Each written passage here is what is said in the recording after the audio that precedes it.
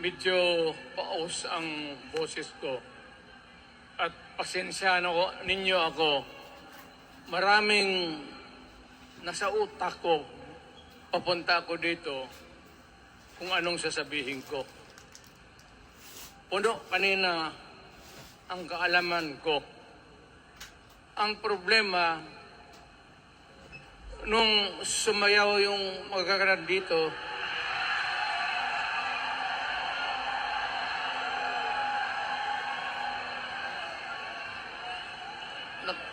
nakalimutan ko. Matanda na rin kasi ako. Ano ito? Meeting de avance? Alam mo,